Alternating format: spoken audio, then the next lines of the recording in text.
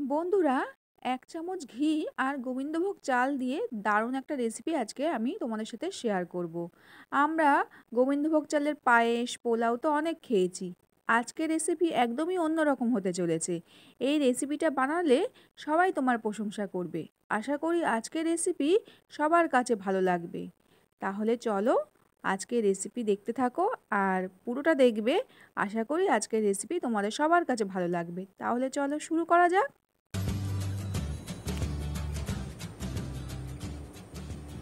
নমস্কার বন্ধুরা, Piu cooking and lifestyle চ্যানেলের নতুন একটা ভিডিওতে সবাইকে জানাই অনেক অনেক স্বাগত। তো দেখো, আজকে এই রেসিপিটি বানানোর জন্য প্রথমে আমি 1 বাটি গোবিন্দভোগ চাল নিয়ে নিয়েছি এবং চালটা ভালো করে মুছে নিয়েছি। নিয়ে ভালো করে ঝেড়ে মুছে নিয়েছি।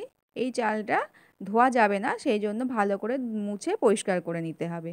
এবার দেখো, একটা কড়াইয়ের মধ্যে 1 চামচ ঘি দিয়ে আমি চালটা দিয়ে দিলাম। দিয়ে ভালো করে চালটা ঘিয়ের সাথে ভেজে নিতে হবে। তো দেখো, সুন্দর করে চালটা আমি ভেজে নিচ্ছি। চালটা যতক্ষণ না পর্যন্ত ঝরঝরে হয়ে যায় ততক্ষণ পর্যন্ত চালটাকে সুন্দরভাবে ভেজে নিতে হবে। তো দেখো, উল্টে পাল্টে ভালো করে চালটাকে ভেজে নিচ্ছি।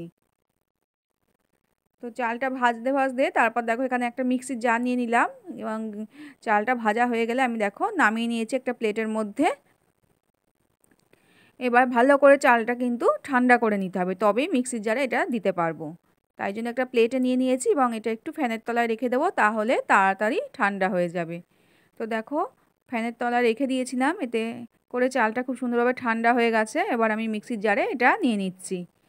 ঘরে থাকা সামান্য কিছু উপকরণ দিয়ে আজকে এই রেসিপিটা তৈরি করা হয়ে যাবে বন্ধুরা। অবশ্যই একবার তোমরা ট্রাই করে দেখতে পারো। তো দেখো, আমি চালটা মিক্সির জারে নিয়ে নিলাম। এবার নিলাম দেখো দুটো এলাচের দানা, দুটো এলাচ ফাটিয়ে তার দানাটা নিয়ে নিলাম। আর নেব এখানে দেখো কিছুটা কাজু আর আলমন্ড বাদাম। তো দেখো, কটা আমন্ড বাদাম আর কাজু বাদাম নিয়ে নিলাম। এবারে ভালো করে মিক্সির ঢাকাটা বন্ধ করে এটা একটু গুঁড়ো করে নেব।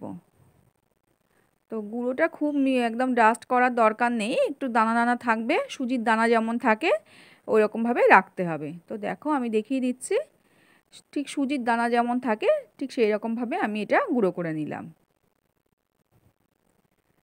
এইবার দেখো, এদিকে আমি 1 বাটি চিনি নিয়ে নিয়েছি। 1 বাটি না, যে বাটির মাপ করে আমি চাল নিয়েছিলাম সেই বাটির 1 বাটি থেকে একটু কম আছে চিনিটা, সেই পরিমাণে চিনিটা নিয়ে নিলাম। আর তার মধ্যে দেখো অল্প একটু জল দিলাম, খুব বেশি জল দেওয়া যাবে না, অল্প একটু জল দিয়ে এবার এটা চিনিটাকে দেখো জাল করে নিচ্ছি। চিনিটা ভালো করে গুলে গেলে তারপরে এর মধ্যে আমি আগে থেকে দেখো দুধ জাল করে রেখেছি, সেটাই মিশিয়ে দেব। তো দেখো, চিনিটা ভালো করে গুলে গেছে।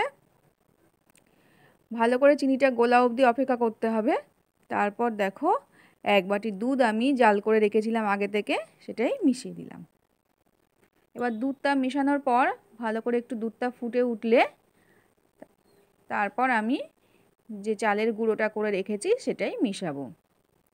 তো দেখো, দুধটা সুন্দরভাবে ফুটে গেছে। এইবার গ্যাসের ফ্লেম একদমই কমিয়ে দিতে হবে, আর না হলে একদম বন্ধ করে দেবে। তো আমি একদম বন্ধই করে দিলাম। দিয়ে এবার চালের গুঁড়োটা মেশাবো। এতে করে সুন্দরভাবে মেশানো যাবে, না হলে খুব তাড়াতাড়ি চালের গুঁড়োটা ডেলা পাকিয়ে যাবে, এতে করে রেসিপিটা ভালো হবে না। তো দেখো, আমি গ্যাসের ফ্লেমটা একদমই কমিয়ে দিয়েছি, মানে নিভিয়ে দিয়েছি। দিয়ে এবার মিশিয়ে নিলাম আগে ভালো করে, তারপরে গ্যাসের ফ্লেমটা জ্বালিয়ে দেব। এবার ভালো করে মেশানোর পর আমি গ্যাসের ফ্লেমটা জ্বালিয়ে দিলাম। একদম বেশি হাই করব না, লো ফ্লেমেই এটা করে নিতে হবে। তো দেখো, এবার যেইটুকু চালের গুঁড়ো ছিল মিক্সির জারে সেটাও পুরোটা দিয়ে দিলাম। দিয়ে ভালো করে এবার এটা নাড়তে হবে। একদম নাড়া থামালে চলবে না, ভালো করে এটাকে নাড়তে হবে। খুব তাড়াতাড়ি এটা একটা ডো তৈরি হয়ে যাবে এবং কড়া থেকে দেখবে এটা ছেড়ে আসছে। ঠিক সেই পর্যায় অবধি আমাদেরকে রান্না করে নিতে হবে। তো দেখো, আমি একটু নাড়াচাড়া করছি, ভালো করে নেড়ে নিচ্ছি, না হলে বসে যাবে। তো দেখো, নাড়তে নাড়তে এইবার দেখো কড়াই থেকে এটা ছেড়ে যাচ্ছে। এবার আমি একটা পাত্র নিয়ে নেব। তোমাদের কাছে যদি কেক টিন থাকে তোমরা কেক টিনটাই নিয়ে নেবে। আমি একটা বাটি মতো নিয়ে নিয়েছি। তো দেখো, খুব সুন্দরভাবেই কিন্তু এটা ছেড়ে যাচ্ছে। এই যে দেখো, এখানে আমি একটা বাটি নিয়ে নিয়েছি। তোমাদের কাছে কেক টিন থাকলে তোমরা কেক টিনেই করবে।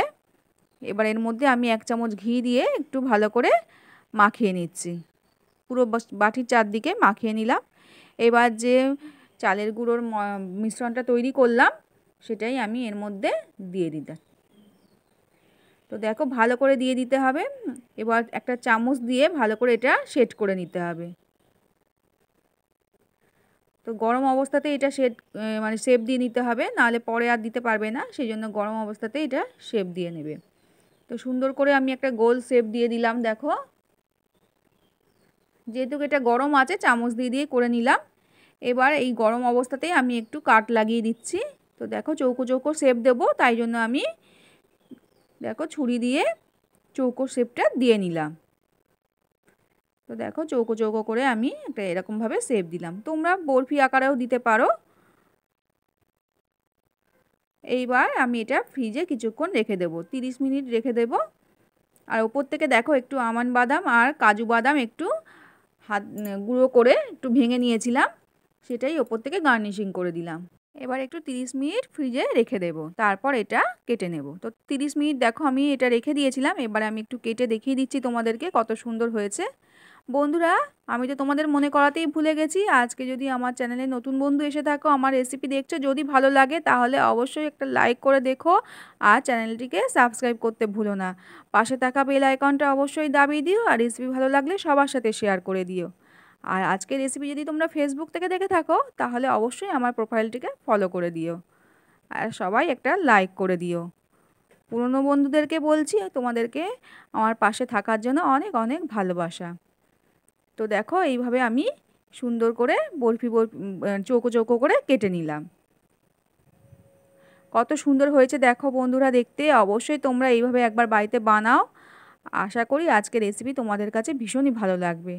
আমি একটা কেটেও তোমাদেরকে দেখিয়ে দিচ্ছি, দেখো একটা ভেঙে, দেখো কত সুন্দর হয়েছে, এটা একদম কালাকাঁদের মতো হয়েছে, খেতেও এটা কিন্তু দারুণ লাগে।